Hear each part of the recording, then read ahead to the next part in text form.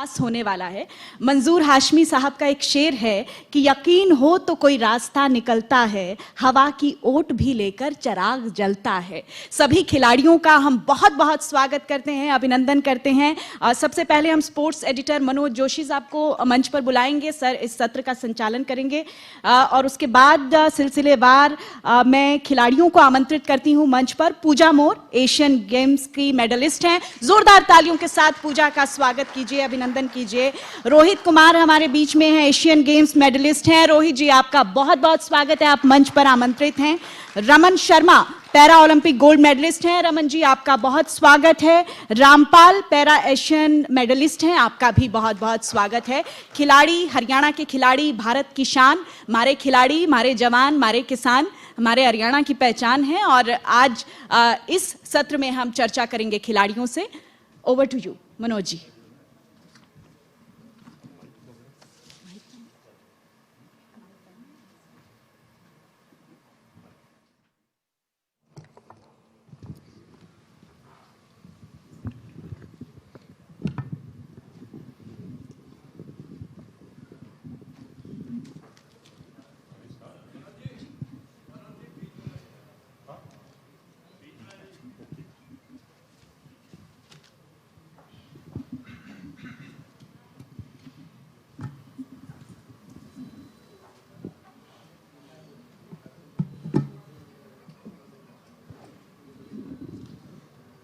कहते हैं कि जब इरादे बुलंद हों तो कोई भी बाधा जो है आपके रास्ते की रुकावट नहीं बन सकती। और ये बात सही मायने में चरित्रार्थ की है पैरा एथलीट्स ने, जिन पर देश को गौरव है। अगर आप पैरा ओलंपिक देखें, पैरा एशियन गेम्स देखें, आपको खूब सारे मेडल जो हैं आपको मिले हैं। और न सिर्फ मिले हैं बल्कि उसमें हरियाणा का बहुत बड़ा योगदान रहा है। तभी कहते हैं ना, विकसित भारत विकसित हरियाणा।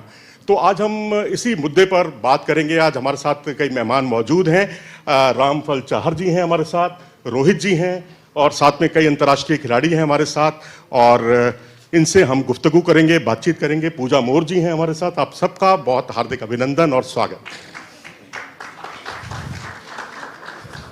रामफल चाहर जी हाई जंप से ताल्लुक रखते हैं, हाई जंप, और इसके अलावा एक अधिकारी हैं हरियाणा गवर्नमेंट में। और इनका एशियन पैरा गेम्स जो हुए थे उसमें इनका सिल्वर मेडल आया। पैरा ओलंपिक गेम्स 2016 में ये 6ठे नंबर पर थे और रियो में, और उसके बाद टोक्यो में 2020 में इनको 5वां स्थान हासिल हुआ। उसके अलावा झज्जर से ये ताल्लुक रखते हैं। तो शुरुआत मैं इस सेशन की रामफल जी आपसे ही करूंगा। आप नेशनल रिकॉर्ड होल्डर भी हैं। कितनी बड़ी चुनौती रही आपके सामने जब आप हाई जंप में तमाम परेशानियां, तमाम दिक्कतों को बिल्कुल हाशिए पर धकेलते हुए जब आप मुख्य धारा में आए, और किस तरह का आपकी मनस्थिति उस समय क्या थी? सबसे पहले तो आप सबका बहुत बहुत आभार। तो मुश्किलें जब आसान हो जाती हैं, जब आपको सहयोगी अच्छे मिलते हैं, सीनियर अच्छे मिलते हैं। तो हमने भी जब गेम स्टार्ट किया तो जो सीनियर थे, मीडिया में पढ़ा, जैसे उस टाइम साउथ से का मेडल आया था 2012 जो लंदन पैरालंपिक थे उसमें, तो उनको देख के मोटिवेट हुए। उनका पता लगा कि ये गेम भी होते हैं पैरा के, तो उसमें मीडिया का बहुत बड़ा रोल है, गवर्नमेंट का बहुत बड़ा रोल है कि हमें हर मोमेंट पे सहयोग मिला। तो चीज़ें इतनी मुश्किल नहीं लगी, सब आसान होता चला गया। मतलब कहते हैं ना कि इरादे बुलंद हो तो सारी बाधाएं जो है वो दूर होती चली जाती हैं। बिल्कुल बिल्कुल। तो वही कुछ आपने किया। रोहित है हमारे साथ। रोहित जी जो है रोहतक से ताल्लुक रखते हैं, किलोई गांव से, और हरियाणा खेल विभाग में एथलेटिक कोच भी हैं। और आपने डिस्कस थ्रो, शॉट पुट जैसी इवेंट में अपनी प्रतिभा का लोहा मनवाया है। क्या किस तरह से आपके सामने ये सब चुनौतियां आई? क्योंकि आप जब 1 साल के थे, जैसा हमने आपके बारे में पढ़ा, तभी आप अपना एक हाथ खो बैठे थे। कैसा वो सफ़र था? आपके माता पिता पर उस समय कैसी गुजरी? और उसके बाद इन चुनौतियों का आपने स्कूली स्तर से किस तरह से सामना किया? पहले तो आप सभी का बहुत बहुत धन्यवाद, जो मैं यहाँ इस योग्य समझा कि इस मंच पे बोलने का मौका दिया। देखिए, जैसे कि रामपाल जी ने बताया, कठिनाइयाँ तो आती हैं और शुरुआती दौर में ज़्यादा आती हैं, पर जैसे जैसे आगे चलते जाते हैं सहयोग मिलता जाता है आप लोगों का, और समाज का, सभी का, तो उसके साथ साथ सब कुछ आसान होता चला जाता है। प्रैक्टिस करते हैं, गवर्नमेंट सपोर्ट करती है, जॉब वगैरह में भी, कैश अवार्ड में भी, तो उसके साथ मनोबल बढ़ता है खिलाड़ी का, कोई भी हुआ जूनियर लेवल से ही, और उसके बाद फिर चलता ही चला जाता है। कारवा ऐसे ही चलता रहता है और चलता ओलंपिक और एशियन गेम तक पहुंच। जी, पूजा है हमारे साथ। पूजा, स्वागत है आपका। पूजा, आपसे सबसे पहले तो यही है कि आप 400 मीटर की जो ट्रैक की जो लंबाई होती है, ट्रैक जितना दौड़ा जाता है एक चक्कर पूरा, उसकी आप सिद्धहस्त मानी जाती हैं। सिल्वर मेडल आपने हासिल किया और आप रोहतक से ताल्लुक़ रखती हैं। नेशनल जो पैरा चैंपियनशिप हुई थी उसमें आपने 3 मेडल जीतकर एक तरह से सनसनी फैला दी थी। कैसा आपका सफ़र रहा? किस तरह की चुनौतियों का सामना करना पड़ा आपको? बहुत बहुत धन्यवाद। मेरा भाई लेकर जाएगा था, मैं नहीं जाती थी, मेरा भाई खेलता था। फिर मेरे भाई ने चाल, मैं फिर भी नहीं गई। मेरे भाई मेरे लिए ड्रेस लेकर आया 7,000 की, मैंने नहीं पहनी ये भी। फिर मेरा मेडल आया जब, फिर मैं दिल्ली जाती थी, फिर मेरा मेडल होया पाछा जब में मेडल आया। तो उसके बाद फिर आपको किस तरह का जोशो खरोश हुआ? आपको लगा कि अब आपको इंडिपेंडेंटली भाग लेना चाहिए कॉम्पिटिशन्स में, और जैसे आपके भाई मेडल जीतते हैं ऐसे आपको भी जीतने हैं मेडल? किस तरह की प्रतिक्रिया थी आपकी उस समय? मैं बहुत अच्छा लग गया था मेडल आया जब। बहुत अच्छा लगा था। चलिए, जाहिर सी बात है। रोहित, मैं आपसे जानना चाहूँगा, एथलेटिक्स में एक कंपटीशन भी था जब आप इसमें पहली बार उतरे हैं, और एक ऐसी मुश्किल इवेंट शॉट पुट, और जिसमें आपके हरियाणा से बहुत दिग्गज निकले, आपके शक्ति सिंह निकले। डिस्कस थ्रो में हरियाणा और पंजाब का पूरी तरह से ये कहिए कि दबदबा रहा। ये कहा जाता था कि हरियाणा आयरन मैन, यानी डिस्कस थ्रो या शॉट पुट या इस तरह के जो इवेंट्स हैं उसमें हरियाणा को खास तौर पर महारत हासिल है। उस वक्त जैसी आपका शरीर की बनावट है, रील डॉल है, उसको देखकर आपने चुना कैसे खेल? देखिए, शुरू में तो इन्हीं से, शक्ति सिंह हैं, इंद्रजीत जी हैं, और इनसे ही मोटिवेट मिलता था कि हाँ ये कर सकते हैं तो हम भी कर सकते हैं। जी, क्या हुआ, एक हाथ ही नहीं है था, बाकी तो सब कुछ है, कर लेंगे हम भी। उन्हीं से मोटिवेशन मिला, बात करते रहे उन्हीं से। इंद्रजीत जी से भी बात की हैं, शक्ति सिंह जी अभी कोच हैं नए इसमें साई में, उनसे भी, उनके पास भी थोड़े टाइम के लिए बातचीत की, पूछा कि कैसे क्या होता है, तो ऐसे ही करते रहे, मोटिवेट मिलता रहता है। और वो आपने बताया हरियाणा पंजाब का तो है ही, शरीर दूध दही का खाना और शॉटपुट को फेंक देगा। रोहित जी, लेकिन जब एशियन गेम्स में 2018 में आपने शिरकत की तो आपका पदक नहीं आया। हाँ जी। लेकिन उस वक्त बड़ा गुस्सा आया होगा आपको। फिर आखिर अगला जो एशियन गेम्स आए, अगले नेक्स्ट एशियन गेम 2022, तो वहां पर आपका पदक आया जब आप कंपटीशन में खेल, और वो भी शॉटपुट में आया, जबकि डिस्कस थ्रो आपकी मेन इवेंट हुआ करती थी। तो ये जो 4 साल का जो समय था वो किस तरह से आपका गुजरा, और किस तरह से आपने कड़ी मेहनत की, और सरकार की तरफ से, हरियाणा गवर्नमेंट की तरफ से किस तरह का योगदान रहा? देखिए, 2018 में एशियन गेम में डिस्कस थ्रो में भाग लिया था मैंने, और उसमें बहुत अच्छी तैयारी थी। अनफॉर्चुनेटली मेरा मेडल नहीं आ पाया, मैं 4th पे रह गया कुल 21 सेंटीमीटर से डिस्कस थ्रो में। गुस्सा तो नहीं, दुख हुआ कि इतनी प्रैक्टिस की हुई थी कई साल से और मेडल नहीं आ पाया, पर फिर घबराए नहीं, यही था कि कोई नहीं, अगली बार देखते हैं। वो है ना, नेवर गिव अप, छोड़ेंगे नहीं, जब तक आएगा नहीं तब तक छोड़ेंगे नहीं। सरकार से भी पूरी सपोर्ट मिली। उसी एशियन गेम के बेस पे मुझे गवर्नमेंट जॉब मिली, एथलेटिक्स कोच के लायक समझा सरकार ने और मुझे पद दिया, और मैं अभी खुद भी अपनी 25-30 स्टूडेंट को इसी चीज़ की, डिस्कस थ्रो, शॉटपुट और जेवलिंग की ट्रेनिंग करा रहा हूँ रोहतक राजीव गांधी स्पोर्ट्स कॉम्प्लेक्स में। सरकार की तरफ से पूरा सहयोग है। जैसे कि आपको पता ही है, हरियाणा की पॉलिसी, स्पोर्ट्स पॉलिसी बहुत अच्छी है, कैश अवार्ड के लिए भी, जॉब के लिए भी। और बस यही था 18 के बाद, तो अब अगली बार देखेंगे। उसके बीच में कोरोना भी आया, कठिनाइयाँ हुई, सब कुछ बंद हुआ, प्रैक्टिस भी छूटी, 6 महीने साल, पर फिर स्टार्ट हुआ, दोबारा शुरू किया। फिर यही था कि अभी जब तक आएगा नहीं, जब तक छोड़ेंगे नहीं। और अभी अगला टारगेट ओलंपिक है, जिसके लिए क्वालिफाई कर चुके हैं, 2024 पेरिस में होना है जो। चलिए, हमारी शुभकामनाएं हैं आपके साथ कि पैरालंपिक में भी आप कुछ ऐसे ही झंडे गाड़ें और पदक के रंग को भी बदलें। जी बिल्कुल जी। रामफल जी, आपसे मैं ये जानना चाहता हूँ, आप नेशनल रिकॉर्ड होल्डर हैं। आप एक तो कंपटीशन में उतरना, उसके बाद स्वर्ण पदक जीतना, और उसके बाद नेशनल रिकॉर्ड कायम करना, जो कि पिछले किसी भी एथलीट का जो सर्वश्रेष्ठ प्रदर्शन है उससे भी बेहतर करना, ये सब कैसे मुमकिन हुआ? स्पोर्ट्स की सबसे अच्छी बात ये है कि जैसे स्टूडेंट्स होते हैं वो एग्जाम देते हैं, उनका भी रिजल्ट आता है, लेकिन वो अपनी परफॉर्मेंस दे के आ जाते हैं। 2 आवर्स 3 आवर्स का जो एग्जाम होता है, जो चेकिंग होती है ना उनके सामने नहीं होती। तो जो आया वो एक मतलब उनकी आंखों के सामने नहीं हुआ। वो डिपेंड करता है कि कैसे किसने किस मूड पे उस पेपर को चेक किया है। स्पोर्ट्स का ये है कि जो होता है वो आपके सामने होता है। यानी अगर हरियाणवी में कहें तो आपका पेट सा भर जाता है। जो किया आपने किया, अच्छा हुआ आपने किया, बुरा हुआ आपने किया। तो अगर अच्छी परफॉर्मेंस आती है तो अच्छा लगता है। कई बार परफॉर्मेंस अच्छी नहीं आती, तैयारी अच्छी करके जाते हैं, तो ये होता है कि ये कमी थी, आगे इसको ऐसे सुधारेंगे। तो उसी को लेके चल रहे हैं जी, परफॉर्मेंस कंटिन्यू अप कर रहे हैं। क्योंकि पिछला एक टारगेट जो हो जाता है, मान लो मैंने 2 मीटर जंप कर दिया, तो ये होता है कि नेक्स्ट टारगेट 2.5, यानी धीरे धीरे धीरे धीरे हम अच्छा कर लेते हैं। हमारे साथ रमन शर्मा जी भी जुड़ गए हैं, स्वागत है आपका।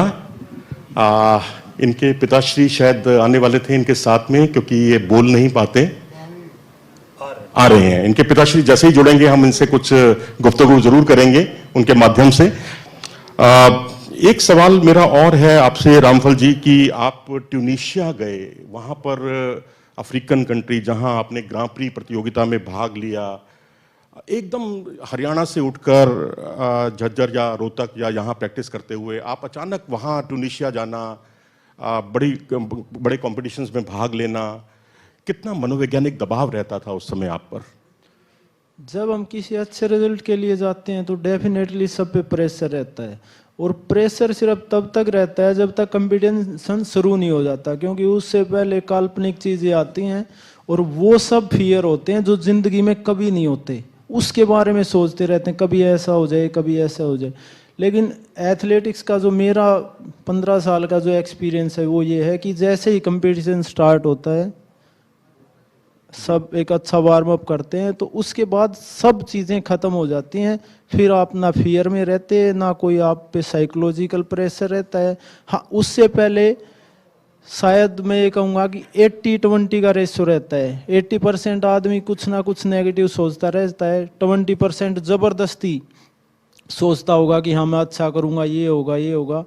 तो और आई थिंक वो सब पे होता है, क्योंकि जितने भी सीनियर्स खिलाड़ी से मिले, इवन अभिनव बिंद्रा सर की भी ये स्टेटमेंट थी जब 2018 में उनसे मिले थे कि शायद वो खिलाड़ी साइकोलॉजिकल अच्छे नहीं होते होंगे जिनमें प्रेशर नहीं होता होगा। तो डेफिनेटली सब पे प्रेशर होता है सर। लेकिन पदक जीतने के बाद कितनी स्फूर्ति आती है, कितना ये सारी बाधाएं दूर होती हैं। वो तो एक इतना प्राउड मोमेंट होता है कि शायद मैं एक्सप्लेन नहीं कर सकता हूँ कि जब आदमी पोडियम पे खड़ा होता है, ट्राई कलर ऊपर जाता है, तो वो शायद मैं बयां नहीं कर पाता। अलग ही लेवल की चीज़ है, शायद जमीन पे पैर नहीं रहते उस टाइम आदमी के, इतनी हवा में होता होगा वो।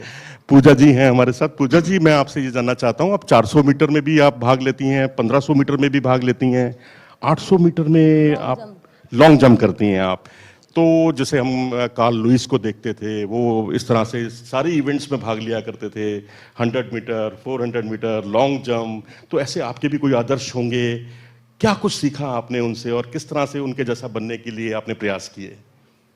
मैंने बहुत सीखा था। मैं मेडल लेकर आई ना, जब मेरा बहुत मैंने मेडल पाती हूँ ना, जब इतना खुश होया करती बहुत ज़्यादा। मैं मम्मी के लिए, हमारे देश के लिए मेडल लेकर आती थी जाता। तो झज्जर में किस तरह की सुविधाएं थी आपको, ये सारी चीज़ें, कोई कोच आपको मिला या शुरुआती दिन आपके कैसे थे? किस तरह से आपने आपकी जो यात्रा थी एथलेटिक्स की, वो किस तरह से आगे बढ़ी? मैं भाई जाता था संदीप मोर, वहाँ ये भी खेल का रहा, मेडल लेकर रहा, चैंपियनशिप में 5वां नंबर पर रहा था। फिर मेरे पढ़ाई में तो उसार को नहीं, मैं बाढ़ दूँ, मैं भी भाई खेल का आया था ना जाता है। फिर मैं भाई खेल का आया था, फिर ले कर गया, न चल मेरे साथ, मैं ना जाती। फिर ये न चल, मैं ना गई। मेरा कोच भी आया था, मेरे को लेने, फिर भी नहीं गई। मैं इसको धमकाती थी, कोच को भी नीटू गहलावत है, इसको मैं धमकाती थी, मैं नहीं जाती। फिर ये भुलकाता था ना, चल तेरे को कुछ देवाऊंगा ना, फिर मैं नहीं। फिर मेरा दीपक मोर है ना, ये मेरे लिए कपड़ा लेकर आया, फिर भी नहीं गई मैं। फिर मेरा मेडल आया जब, फिर मेरा नु हाँ बाहर जाती हूँ, मेडल पहनते हूँ जाता है। चलिए जी।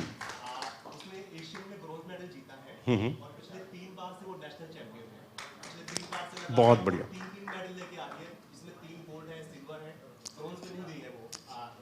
देखिए ये बहुत अच्छी बात इन्होंने बताई कि आप अपने बारे में देखिए, आप दबंगई तो आपके अंदर बड़ी ज़बरदस्त है।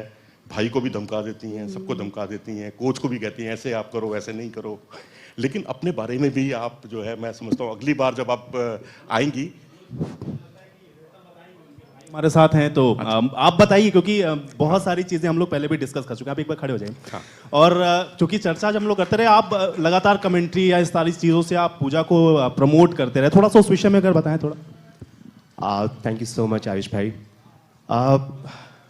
वो इंटेलेक्चुअल इम्पेयरमेंट में उसको, वो मानसिक स्तर, उसका बौद्धिक स्तर कमज़ोर है, तो परिजनों के लिए, बड़े भाई के लिए ये बहुत ऐसा होता है कि यार बहन पढ़ी लिखी नहीं है, पढ़ाई में कुछ नहीं कर पा रही है, क्या किया जाए, बहुत चिंताएं होती थी। तो सिर्फ ये था कि क्या खेल में ट्राई किया जाए। तो मैं उसको लेके गया एक दिन, रोहतक में एक वो हो रहा था, क्या बोलते हैं जो लंबी रेस होती है, मैराथन। हाँ, तो उसमें लेके गया मैं। प्राइज नहीं जीत पाई, बट उसने वो कंप्लीट किया, तो वहाँ से मोटिवेशन मिला कि हाँ इसको हम गेम में ले जा सकते हैं। बट जैसे इसको हमने गेम में डाला सर, तो बहुत मेहनत करनी पड़ती थी, नहीं जाती थी, गुस्सा करती थी। बहुत 6 महीने ऐसे स्ट्रगल में लगे, इसका गुस्सा झेलना, मम्मी को भेजना कभी, मैं साथ जाऊं, कोच को भी धमका देती थी। 6 महीने के बाद जब इसने कोई मेडल जीता, अच्छा खेली, फिर इसको हौसला ऐसा बना कि एक बार ये हिमाचल में कोई ट्रेनिंग करने के लिए गई हुई थी, तो वहाँ कोच ने बोला कि सैटरडे को छुट्टी करेंगे, नहीं जाएंगे। बट मैडम सुबह 4 बजे उठ के अकेली दौड़ के अकेली प्रैक्टिस करके आई। ठीक है मनोज जी, जो भी सवाल होगा ना मैं जवाब ले लूंगा। जरूर पूजा जरूर। रमन जी हमारे साथ जुड़े हैं। रमन शर्मा, आपका हार्दिक अभिनंदन है। इनके भाई हैं अमन, रमन और अमन। अमन, आपसे मैं जानना चाहता हूं कि इनका 1500 मीटर की इनकी इवेंट थी, इनकी किस तरह की यात्रा थी, किस तरह की दिक्कतें इनको आई, और जब इन्होंने, इनके बारे में कहा जाता है कि ये पिछड़ने के बाद कभी हार नहीं मानते, आत्मसमर्पण कभी नहीं करते। आत्मसमर्पण जैसे शब्दों से बड़ी नफरत है इन्हें। कैसा रहा इनका सफ़र? स्टार्टिंग में तो सर प्रॉब्लम तो क्रिएट होती ही है, फिर इनका कॉन्फिडेंस और फैमिली सपोर्ट, कोच का साथ रहा, तो अच्छा प्रदर्शन किया इन्होंने। एशियन में गोल्ड मेडल आया सर जी। ये नेशनल रिकॉर्ड भी इन्होंने, नेशनल रिकॉर्ड भी है सर। नेशनल चैंपियन में भी हर बार 3 गोल्ड लेके आता है। 200 मीटर में, 400 में और 1500 मीटर इवेंट करते हैं सर। बहुत बढ़िया। तो जब कभी एशियन में गोल्ड मेडल जीतना और उसके बाद नेशनल, तो इनको लगता होगा बिल्कुल बाएं हाथ का खेल है सर ये। और अदर कॉम्पिटिटर होते हैं ना सर, ये तो थोड़ा बहुत तो ऐसा चलता रहता है सर। ऐसा चलता रहता है। तो अब इस तरह की जो इनके बारे में कहा जाता है कि ये जिस तरह से कभी पिछड़ने के बाद जीतते रहे हैं, कभी गिव अप नहीं करते, सरकार की तरफ से किस तरह का योगदान रहा, सरकार ने किस तरह से इनको आगे बढ़ाया, और आगे जो योजनाएं हैं सरकार की, उसके हिसाब से इनकी दूरगामी योजनाएं क्या हैं? सरकार का अच्छा योगदान रहा सर। ये लास्ट टाइम 2018 में जो एशियन गेम हुए थे उसमें 6 पोजीशन आई थी, तो सरकार की तरफ से अच्छा योगदान रहा। इनको जूनियर कोच एक पोस्ट दी हुई है हरियाणा स्पोर्ट्स डिपार्टमेंट में। बाकी अच्छा योगदान है सरकार का। अच्छा योगदान है सरकार में। चलिए अब कारवां को बढ़ाते हैं। रामफल जी, आप क्या संदेश देना चाहेंगे कि क्योंकि आप एक रोल मॉडल हैं, आप सभी लोग रोल मॉडल हैं जो इस मंच पर बैठे हैं, और आपसे बहुत कुछ सीखना चाहते हैं। प्रेरणादायी आपका जो मार्गदर्शन होगा वो खिलाड़ियों के बहुत काम आएगा, अगली पीढ़ी के बहुत काम आएगा। तो क्या कहना चाहेंगे युवा खिलाड़ियों के बारे में आप? जी जी रामफल जी। मैं तो एक चीज़ मानता हूँ कि ये स्लोगन भी है कि sports for all for sports.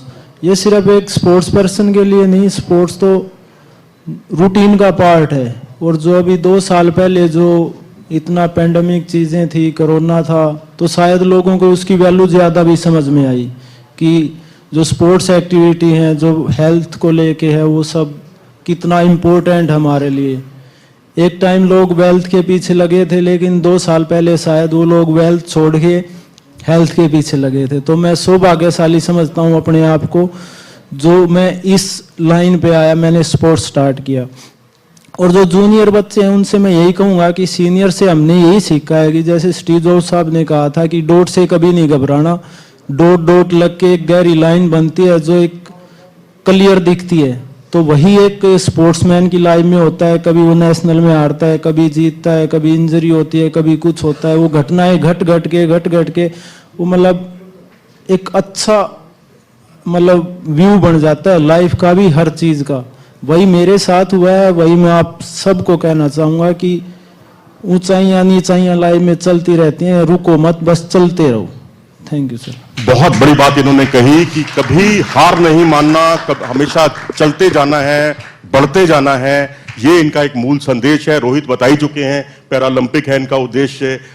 Raman, आपका उद्देश्य क्या है? अमन, मैं आपसे जानना चाहूंगा कि अब नेक्स्ट क्या? अब नेक्स्ट 2024 में ओलंपिक गेम है सर, ये टारगेट है इनका, और नेशनल वो चैंपियनशिप, वर्ल्ड चैंपियनशिप। तो उसके लिए किस तरह से तैयारियां चल रही हैं? कहाँ कोचिंग इनको मिल रही है? एमडी यूनिवर्सिटी सर रोहतक में है, वहाँ पे डॉक्टर रमेश संधु है, उनके अंडर इसकी ट्रेनिंग चली हुई है, तो अच्छी प्रैक्टिस चली हुई है। पूजा, आपका अगला लक्ष्य क्या है? अगर आप बता पाएं, इनके भाई यहाँ मौजूद हैं, क्योंकि आपको ओलंपिक कोटा लाना जो है सबसे महत्वपूर्ण होता है, क्योंकि उसके बाद ही फिर आप अपनी तैयारियों को अंजाम देते हैं। तो किस तरह की इनकी आगे की चुनौतियां हैं, किस तरह की तैयारियां हैं? अभी खेलो इंडिया इवेंट है, उसमें पार्टिसिपेट करेगी। उसके बाद नेशनल है शायद अगले साल की शुरुआत में, और फिर ओलंपिक गेम्स भी है, तो तैयारी कर रही है। और जिस तरीके से बाहर मेडल लेके आते हैं खिलाड़ी, ये भी लेके आई है, तो वो मोटिवेशन, वो जज्बा 2 गुना 3 गुना 10 गुना तो हो ही जाता है, तो वो इसमें है, अभी कर लेगी। बहुत बढ़िया। अमन, क्या कहेंगे रमन के बारे में कि इनकी जो चुनौतियां हैं, क्योंकि अपने जो साथी एथलीट होते हैं, कोच होते हैं, उनके साथ कम्युनिकेशन की बहुत बड़ी दिक्कत आती है इन्हें, तो उस समय क्या आप हमेशा कोचिंग में इनके साथ रहते हैं या कोई और व्यक्ति होता है, या किस तरह से मैनेज करते हैं इन चीज़ों को आप? ज़्यादातर तो सर मेरे मामा है, जो रमन शर्मा के मामा है, वो इनके साथ जाते हैं कंपटीशन में भी, और उनका अच्छा योगदान है सर उनके साथ। अच्छा। रामफल जी, आप क्योंकि एक अधिकारी के तौर पर भी अब स्टेब्लिश हो गए हैं, जी सर।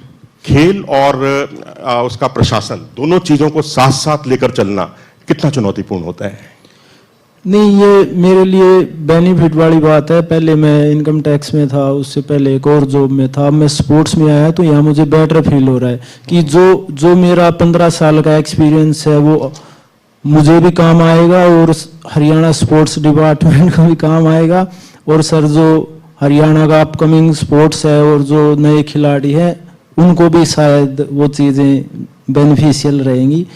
तो मैं बिल्कुल कंफर्ट हूँ इस डिपार्टमेंट में, और सरकार का बहुत ज़्यादा आभार व्यक्त करूँगा, क्योंकि वो कहते हैं ना कि बिना घी के दीपक नहीं जलता। तो अगर ये सहयोग नहीं होता, जॉब नहीं होती, जो कैशवार्ड पॉलिसीज हैं वो नहीं होती, तो शायद यहाँ तक आना मुश्किल होता, और शायद नामुमकिन भी हो सकता था अगर फैसिलिटीज नहीं होती तो। रोहित, मेरा यही सवाल आपसे भी है। आप भी एक कोच भी हैं, खिलाड़ी भी हैं। खिलाड़ी और कोच होना कितनी बड़ी जिम्मेदारी का एहसास कराता है, कितना बड़ा दबाव होता है, ये सब चीज़ें सबके जहन में ज़रूर उठ रही होंगी। रामपाल जी ने बताया कि हमारा जो एक्सपीरियंस है वो हमारे काम तो आ ही रहा है, साथ में हम उसको अपने जूनियर बच्चों को, स्टूडेंटों को भी दे पा रहे हैं, और उनके लिए भी अच्छा है कि हम अपना जो एक्सपीरियंस है उनके साथ शेयर कर पा रहे हैं, कोचिंग दे पा रहे हैं। नहीं तो अगर हम ये नहीं करते हो तो हमारा एक्सपीरियंस किसी का काम नहीं आएगा। सरकार ने हमें इस काबिल समझा कि इस पोस्ट पे लगाया कि आप खुद तो तैयार हो ही, इनको भी तैयार करो, ताकि आने वाले टाइम पे ये भी ओलंपिक में, एशियन गेम में मेडल लेके आ सकें।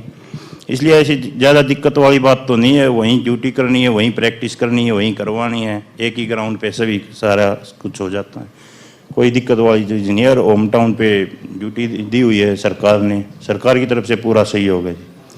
पूजा, आप झज्जर से आती हैं, और झज्जर से कई बड़े पहलवान भी निकले, कई अलग अलग खेलों के खिलाड़ी भी निकले। रोहतक, झज्जर, ये जो पूरी बेल्ट है, यहाँ पर काफ़ी खिलाड़ी निकलते हैं। तो जो दूसरे खेल के जो खिलाड़ी होते हैं उससे आप कितना प्रेरित होती हैं और कितना इंस्पायर होती हैं मतलब। और दूसरा मैं आपसे जानना चाहूँगा कि जो ट्यूनीशिया में भी आप एक कंपटीशन हुआ था, वहाँ आपका सिल्वर मेडल आया। एक तो ट्यूनीशिया जाना, वहाँ सबको विदेशियों को हराना, पहले तो आप राष्ट्रीय स्तर के खिलाड़ियों को हराती थी, फिर वहाँ पर जाकर आप विदेशियों को भी हराने लग गई। तो कितना चुनौतीपूर्ण था और कैसा लगता था उस समय आपको?